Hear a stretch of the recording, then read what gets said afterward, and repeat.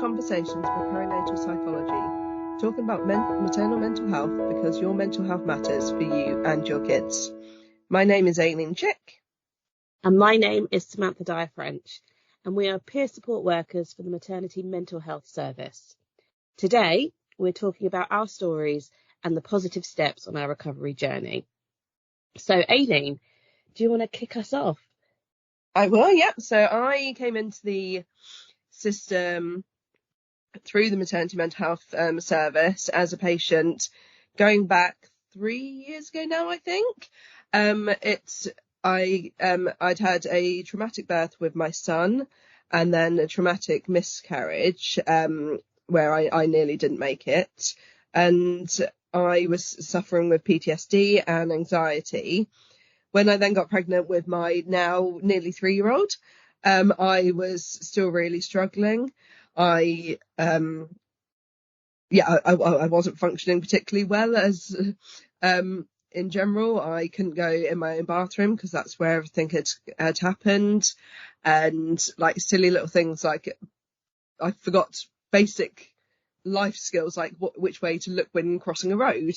So when I got pregnant again, the perinatal midwives realised how much I was struggling, and they offered me to go through to the newly emerging Maternity Mental Health Service. Over to you, Sam, if you want to tell us a bit about your story. Yeah, sure. So with me, mine was with my first pregnancy. And again, it was very similar time period. Our daughters are very similar in age. Yeah. I think there's like a week between them, isn't there? About that. Yeah. So I always knew that I was going to have a struggle with pregnancy because I'd had lifelong phobias of like needles and blood. And so there was that, and I also have a history of anxiety and depression. So I knew that there was going to be kind of like help that I needed. And thankfully, my community midwife picked up on that immediately, referring me to the perinatal midwives, like you said, you spoke to as well.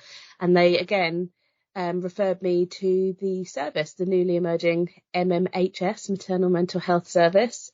And from there, that's when I started treatment. Antenatally. We'll probably get into what happened postnatally for both of us, but how was your treatment like prior to giving birth to your daughter? So I think we both ended up having similar, didn't we?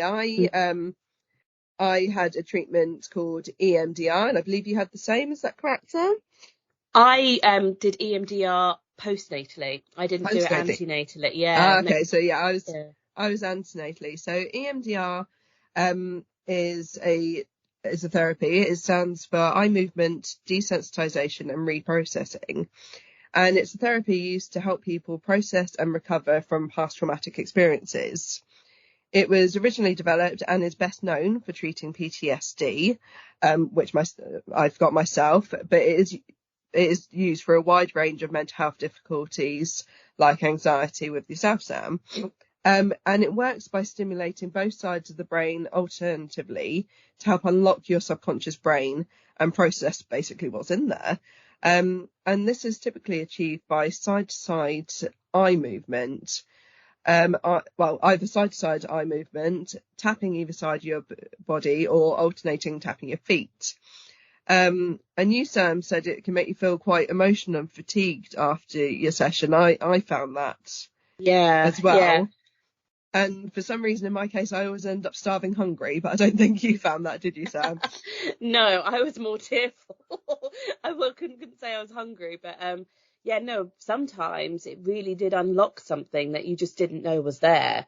And I just found, sometimes something like random made me feel weepy. It wasn't even something I maybe considered to be traumatic, or I considered to be even part of like any flashbacks I was having at the time. It was just a random little image that maybe had just stuck there in my brain, and it just unlocked something. It's really, really funny how it works. It was the same for me, and it was amazing how your brain would just leap from one image to the next, and like you say, it wouldn't have necessarily even been anything you considered traumatic. I mean, sometimes mine leapt from the the trauma to something in my childhood that wasn't even necessarily traumatic. And yes, it kind of leapt all over the place. It was a very strange experience, Yeah. but interesting. I found it really interesting. And I mean, I would be really, really tired afterwards, just because your body's gone through obviously this big processing, and yeah, emotional upheaval as such.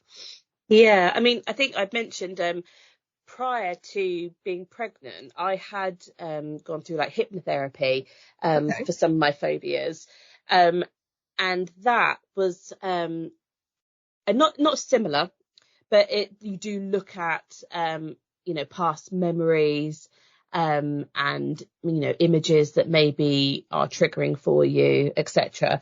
And I remember being very, very tired there as well. So I think Okay. there is something in kind of dredging things up. I don't know if I don't, like really like looking back, really using your brain in that way, Yeah. to kind of conjure these memories that maybe sometimes you are suppressing, or you are kind of trying to just block out because they cause you upset, Of course.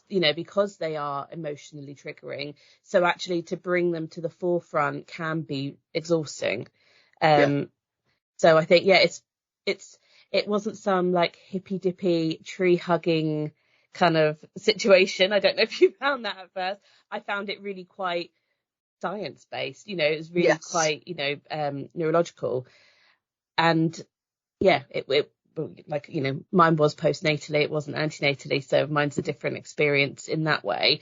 But I did find it incredibly, incredibly helpful. Yeah, And me too. I had no expectations either of it beforehand. So Yes, it was, yeah, not a process I'd known about before. I've done CBT in the past and things like that, but this was completely new, and like yourself, no real expectations. mm. So So was that so that was your primary therapy, it was, yeah. antenatally? Was there anything else you did in like the prep for birth? Yes, so we also with my psychologist, we wrote through a birth plan, so that the team, the midwives, when I was given birth, knew everything that I'd been through and what may be triggering for me. So yeah, we went through everything, what might help me in that post-birth stage. For me, myself, I found that I wanted to stay in hospital longer. Now, I know that's not typical. Most people want to get out of hospital as soon as possible. But obviously for me, having my trauma relating to pregnancy and birth, obviously with the miscarriage, and having that trauma at home, being at home was one of the worst places I could have imagined at the time. So it was agreed with the team that I'd be able to stay in hospital for as long as needed and get the support there. And then after baby as well, I was given support to help bond with her. I really struggled to bond with my daughter, which can be quite normal after you've had a traumatic experience. I personally, because everything had always relating to babies had essentially always gone wrong, and everything with her went as perfect as a labour can go. I was essentially waiting for that, for something to go wrong, for the stone to fall type thing, and I just couldn't bond. I couldn't allow myself to bond because of that. So I did a lot of work with the team around how this is quite normal, and it's a normal reaction to everything that I've been through, and to help me to bond and to get me to the place we are at now. Yeah, I mean, I think it's quite important to note as well. I mean, we did both say that our daughters are nearly 3, excuse me, but we did give birth during the pandemic, We did, yeah. when restrictions were at their highest. So did you find that the birth and care plans that you created with your psychologist had to be amended significantly?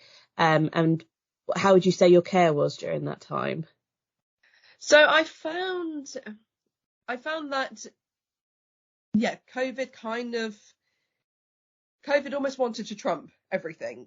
Mm. So when I was like I say, I was allowed to stay in hospital for essentially as long as I needed. Some of the midwives didn't really understand that, in the sense of, I've had a, on paper, absolutely perfect birth with my daughter. Why wouldn't I want to go home? We're not wanting to keep people in hospital with the pandemic, and so it was thought I could just go home, and it's just I feel miscommunication and the struggles of the pandemic. And it just took a little bit of kind of working with all the teams to provide me with what I needed. Yeah. What about yourself, Sam? How did you find? So my kind of therapy before having my daughter was different, obviously, because I didn't do the EMDR then. We very much looked at coping mechanisms and strategies for getting through it. And that was like the whole pregnancy, really. I mean, like I said, I struggle with needles and blood. So as most pregnant women or people who have been pregnant in the past will know, you do have to give blood quite a bit during your pregnancy. There's lots of tests. So that was a struggle for me. So we did things like looking at imagery, like safe spaces, happy places, things that you can literally take your mind to. We did breathing exercises. I actually also did a hypnobirthing course, which I found very helpful, because I do like to know how things work. I'm someone who doesn't get on with the unknown, hence the anxiety. So to know how things work scientifically, biologically, I find really helpful. And it's a way of like focusing my brain in that way, I suppose. So that was really good, and that really helped with the breathing techniques as well. So those sorts of relaxation techniques. I was really shocked at how well those things worked for me, because I gave birth when I was 34. So I'd had a very long time of always being terrified, always having a physical reaction to my fears. So I would like have a fit. So I'd like lose consciousness, lose bladder control. Sometimes I'd stop breathing. So, it wasn't just like I don't like needles. It was like a physical reaction and things like that. So for me to be able to go through my pregnancy and not have these kind of experiences of having a fit and things was incredible. I felt like Superwoman. So, and I don't even know what was different. Was it my hormones? Was it just that I had this fantastic focus therapy with the MMHS team? Probably a combination. And I think with the care plan, we did my care plan, my birth preferences. Again, like we mentioned about COVID, that did have to change significantly. One of my requests was that my husband was going to be with me constantly, because he was my support. He understood my fears. He understood kind of like the things that might trigger me. And unfortunately, due to COVID, a lot of times he couldn't be with me when I wanted him. Like, I had a planned C-section, which sounds ridiculous to people who are like, why would you have a planned section? And that's because my anxiety kind of like would mean that the fear of the unknown of having natural birth, there are so many different avenues that natural birth can take you. There's so many different ways of giving birth and things that can go differently. So, is that an induction? Is that, a birth pool? Is that giving birth on a bed? Is that giving birth standing up? Is that having to have forceps? Is it, there's all, and then eventually having to have a section anyway. There's so many different avenues of birth. And for most people, it just goes, straightforwardly and perfectly and wonderfully. But I had that fear that I'm the exception. So for me, that planned section was the best bet. It was something that we could prepare for, which we did. And we used those images and those happy places and things like that. And actually, by the time we got to the date of my section, I was feeling quite confident, because I'd managed to have those blood tests, because I'd managed to have those different kind of what I considered invasive procedures, I felt a bit more confident that I was able to do that. But not having my husband with me post birth was difficult. You know, those sorts of, that was hard for me. That was, having an empty chair next to you in your bay when you'd just had a baby and your life had changed completely. You know, that really was difficult. Yeah. And that's one of the things that I had to overcome postnatally with the service. But yeah, no, for antenatally, so one of the images that I had that really helped me during the surgery was, I'm a massive Disney fan, and specifically the theme parks. So what we did was we wanted to conjure up these, happy memories for me that I could kind of dream into, to take my mind off things. And we had me kind of imagine I was walking down Main Street, which is kind of like your entrance into the main Magic Kingdom park, and you'd think about all your different senses. So it would be, what can you see, what can you smell, what can you hear, what can you taste, what can you touch, all of that. And it really does make it a really full experience. So your mind really is taken over with it. You don't really have a lot of room to think about other things. And because it's such a happy memory or such a happy place to be, it's quite difficult to interrupt that, I suppose, with any fear or anxiety, because it's such an ingrained thing inside you of that you find helpful, safe, enjoyable, just wonderful sort of thing. And we even got the music that's played down Main Street, so that I would and I'd listen to it in the car on the way to the hospital, really, really immerse myself in that. And I found it incredibly helpful. And it's so strange to think how powerful your mind can be. I don't know if you found that as well with the EMDR, how powerful your mind is and your imagination is. Yeah. I really did. So funny enough, because we were just talking about Canada before we came online, my imagery was a log cabin. I've never been to Canada, but I just made up in my mind this log cabin on a lake in Canada, and just imagining the smell of the fire next to me, and the light breeze going through the trees and the ripple of the water. And like you say, you end up really immersed in this imagery and get lost in it. And it was really, really helpful to have that safe space to go into whenever you needed to. Yeah. And like I said, it really, really helped, that kind of the whole pregnancy, and especially the surgery. But it's probably the point where we talk that we didn't just access the service antenatally, did we? We both accessed the service postnatally as well. Indeed, yeah. So how was your therapy different postnatally? Were you dealing with different things? Was it a continuation? So like I say, postnatally for me, well, prior to giving birth, we had actually worked through a lot of the PTSD symptoms to do with the traumatic miscarriage.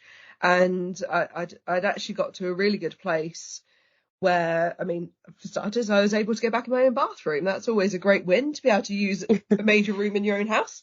And I'd got to the point where those really visceral, if you want, flashbacks weren't causing that kind of reaction. I didn't want to be sick every time I thought about it. I wasn't actively avoiding all these triggers and these traumatic places. It's not to say that they weren't still triggers, and I think they always will be for me, but they'd got to the point then and are now where, yes, you remember them. Yes, you remember it, but it doesn't cause that intense reaction. So postnatally, it was essentially working through a few of those things that had been triggered during labour. So for me, various things like my waters being broken reminded me of things during the miscarriage, so that was really hard for me and kind of triggered a few things. And so we worked through those things postnatally, and like I say, it was also a lot of work on bonding with my daughter. And I mean, I did some in EMDR afterwards, but it wasn't as much. It was just kind of almost to finish the process. And other than that, like I say, it was more just the talking therapies and working through everything and helping to bond, essentially. Yeah. And you found that, well, you're here now, and I'm we're here both now. peer support workers, so obviously things did work out okay for us. But how did you find, once you'd had your therapy with the psychologist and you were discharged effectively, how different did you feel? I mean, massively different. The service was absolutely transformative for me. Like I say, I was functioning again as a normal human being would. I was happy. I'm not to say that I was completely cured from the experience. My bathroom's never going to be my favourite room in the house. But I was able to get back to normal activities, eventually grew that bond with my daughter. And I mean, to be able to bath my elder child again, which I hadn't done in about half a year. And simple life things like that, which actually are normal day-to-day things, but when they're taken away from you and you can't do it, it's to be able to do it again is such a huge relief and an amazing experience, really. So yes, after I was discharged from the service, I wanted to try and help as much as I could, essentially. So I took part in various meetings and essentially sharing my story, sharing my voice about why such a service is needed. I did a story for the news. Didn't quite expect to be front page. That was a bit of a shock when I picked the paper up. Wasn't expecting to see me there. And yeah, essentially been working for the service ever since. And like I say, here we are now. We are now peer support workers for the service, using our stories to try and help women going through similar things to we are. Yeah. I think that's really key, what you said about not being cured. I think we'd be doing a disservice to say that this, whatever treatment you receive in this service, that's it. You'll never have an issue again. That's just not real life, is it? That's just not. But what, I mean, it obviously has for you, and I can speak from my own experience, is that it's made me a lot stronger. In terms of, I know I can handle a lot more than I thought I could. And also it's made things, like you said, like, so they're not so visceral. You're not getting those sorts of flashbacks or the lack of sleep as often. You're not getting those intrusive thoughts as often. And if you do, you've got techniques in which to handle them. And I think that's it's like self-help, but you've been given the help from someone in order to help yourself eventually. Do you know what I mean? Yeah. So I suppose our journeys are quite different. So you had that EMDR antenatally and I had it postnatally. So for me, I did have elements of my birth that I found traumatic. And again, I think that's quite important to say, that you can have what some might consider a perfectly normal, healthy birth, and you still found it traumatic. And I want to make that quite clear, because you and I have very different birth experiences. That doesn't mean that one person's trauma, overrides someone else's. Definitely not. There's different severities of like medically what happened and things like that. But we essentially both had birth trauma, and we both needed the service in different ways. And I think I just wanted to make that quite clear for anyone that is listening. Don't think you have to compare with someone else's trauma to think if you need the service or not, or if you want to validate your own experience. If you were traumatized, you were traumatized. It doesn't matter what it was. Yeah. So for me, so for mine, there was different elements of mine that kind of caused me issues. One of which was, I'm quite happy to share that they gave me a catheter prior to my spinal, and that was one of the things I was really worried about. As I'd said, like, I had issues with like medical intervention and invasive procedures, and so I really needed that to be post spinal for it to, for me to be comfortable, sort of thing. And to be fair, it usually is. I think anyone who's listening who's had a section is like, yeah, you have the catheter after you've had your spinal block. What's that about? No one can tell me why they gave me the catheter before. Like, I've had birth reflections. I don't know what happened. I don't know if it was anything to do with COVID. What?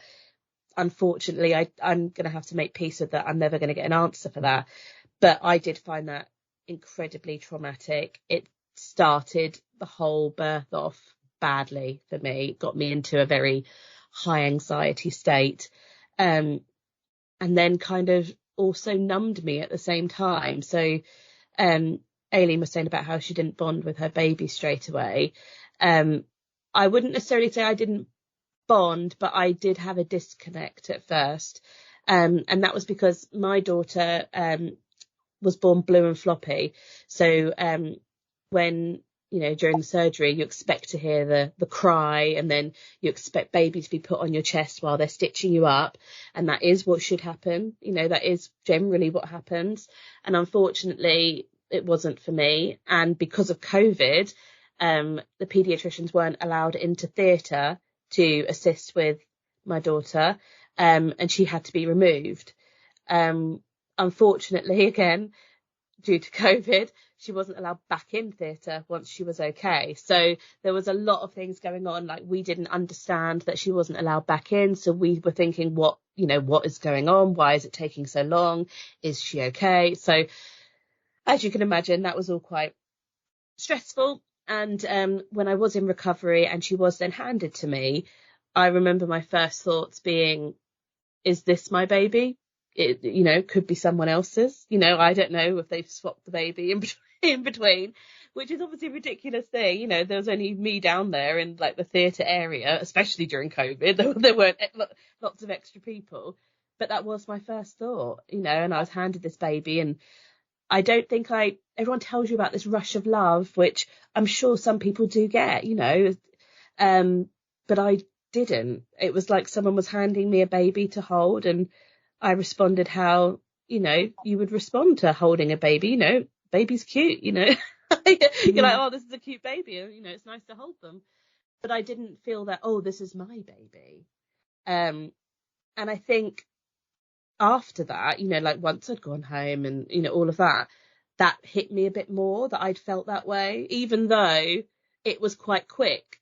And I can't even pinpoint the moment where I was like, oh, it's okay. I definitely, this is my baby. I feel bonded with her. I don't remember when that happened, and it must have been fairly quickly, but it still troubled me that I didn't have that initial birth that I expected. And I didn't have that rush of love that I expected. And that was quite traumatic for me, especially, with her being removed from theatre. I think, sorry. Yeah, you go ahead. I think as well, it's portrayed, isn't it, in all media and everywhere, that you will get that rush of love for your baby. And I think it's really important for mums and expectant mums to realise that you don't always get that. And that's okay. Yeah. And that's quite normal. And to not feel guilty about it. I mean, we both did. I mean, we know that mum guilt is such a powerful feeling. And we both felt horrendously guilty for having those feelings, but they are normal. It is normal to feel that way, and it's more common than you realise. Yeah, sorry to interrupt. No, it's so important, isn't it, to remember that and to make that point to other mums and mums to be. It's like, it doesn't mean you don't love your kid, it doesn't mean that doesn't come, because it, it does. So for me, that was really difficult. And then my husband having to leave literally straight away, excuse me again, that was difficult. Being left alone as a first-time mum. So, yeah, seeing an empty chair next to my bed, being numb because of the surgery and not being able to go get my daughter and having to, ring the bell kind of thing to ask for help, And I will say the maternity support workers, the midwives, everyone was absolutely incredible and doing the best job they could in such circumstances as COVID and short, staff issues, all of that. You couldn't ask for more caring people and assistance while you were there in their care. But that didn't negate those feelings. I still had those kind of like that trauma response. So the therapy, was EMDR for me. And we did a lot of work on my childhood, a bit like, you said you did bring up some childhood things. And during this therapy, it was kind of said to me, you do have PTSD, you do have trauma from your childhood, which has then impacted your whole life. And that's why you've got such intense phobias. And actually realizing that and having that validated was incredibly powerful for me. That was just like, oh yeah, I'm not just squeamish. I'm not just being, scaredy cat, that kind of, all those things that you kind of shame yourself for. You were like, no, there's a reason behind this. I was young when I had, lots of like medical intervention and, issues that have then caused me these fears. No wonder I feel this way. And, going back and thinking, I have real, like you said, visceral memories from when I was 6, of things that happened to me and feeling out of control and vulnerable. So to actually work through those things was tiring, was emotional, but ultimately is kind of what gives you this freedom to like feel like I said, validated, to feel that it's okay that you have those kind of difficulties. I think there is, I don't know if you found this as well, but I feel like there is still stigma around mental health and shame. If you do suffer with anxiety, if you do suffer with depression, if you take medication, there is still shame involved. And there really shouldn't be. That we should be encouraging people even more, to seek help, to talk to other people. And I think that's why we're both so passionate about our roles, aren't we? Yeah, definitely. We know that talking about your experience and talking about how it's affected you and your feelings around it, that's half the therapy. You know what I mean? Yeah. Sharing, it's so liberating, isn't it? Oh, 100%. And I think even my interview for the peer support worker, I remember saying that I feel like the sharing of lived experience is ultimately the thing that actually helps you the most. Yeah. It's like, knowing you're not alone, knowing that you can be validated, knowing that it's okay. I think for me, that is just absolute key. And like you said, it's not a cure. It's not a quick fix. No. It is something where you do have to keep working at it. I mean, like, I'm never going to be like, oh, yay, can't wait for my next blood test, or, oh, yay, can't wait for my next smear. Like, there are always going to be difficult things for me. There are always going to be things that I have to work on. But I do now have the tools to use, the techniques, in order to make them easier, yes. to make them manageable, so that I'm not avoiding, I'm not, like, well, we all know how important it is to go to your smears. You don't want to have to avoid those, no. So I think even just that, just not avoiding and taking steps to actually make sure you do things that are going to help you health-wise, it was life-changing. You said transformative. It was life-changing. And it sounds like really over the top to say that, but when something bothers you that much for your whole life, and it becomes what you think is a part of your personality, for that to then be turned around is life-changing. It is. Yeah. It's so it's so powerful, and I'm so grateful to the service that it existed, that we were so lucky that we gave birth when we did, because the service was then, in its pilot, it was emerging. Yes. And now I'm again so passionate about people accessing these services around the country, because maternal mental health is something we need to pay more attention to. Like, it is an incredibly important role in society, the mother, if not the most important. And I think we need to make sure that people are being looked after, because it's that age-old thing of, you can't pour from an empty cup, isn't it? Yes, yeah. Put your mask on before you put someone else's, that kind That's the one. Yeah. Yeah. And I just think I'm so grateful for the service that I received. I want to make sure that every mum, every birthing person has access to that service as well. Yeah. I think, yeah. And like you said earlier, accessing it for to not compare, to not feel like, oh, on paper my labour was technically fine. If you feel trauma for any reason, if you've experienced anything, there are services to help. MMHS will help, or there's other things around. There's us, there's peer support workers. We're obviously peer support workers in an actual role, but peer support can come in any form. Talk to your friends, talk to your colleagues, your mum, your auntie, your nan. All women, all birthing people have been through this together. We've all been through this. It's how we all entered the world.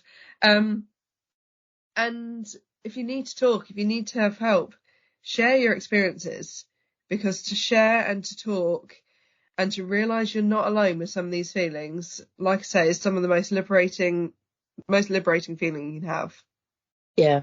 And I think sometimes just one person opening up or starting that conversation gives someone the okay to then share theirs. And I think, because obviously for some people it's easier than others, isn't it, to talk? Of course. Yeah, you and I were quite happy to Indeed, we'll tell our stories to overshare even. Time. Yeah, but I mean, for some people it is difficult. It is difficult to open up and to delve into something that's difficult for them. Of so course. If you can be that person that can allow that safe space for that other person to open up, then think of what magic you're creating there as well. So indeed. So right. I mean, is there anything else that you kind of want to share while we're talking about the service? Or, I mean, we're both very positive and happy with our experience. Yes. Yeah. Like we say, it's not a cure, but we are on a journey to recovery, and we are both now in such a positive place compared to where we both started. And I think we've done incredible work. The service has done incredible work, and we will both keep working on ourselves to continue living positive lives, I'd say. Yeah. I know, total agreement. And just to note, if you have been affected at all by what we've been talking about today, you can access support through your GP, your health visitor, your community midwife, or even call 111, who have mental health experts on hand. You can also go to the Southern Health website. There's a crisis link, which has lots of local support contacts for you as well. Thank you for listening to Conversations with Perinatal Psychology, because talking about maternal mental health, because your mental health matters for you and your kids. Thank you very much.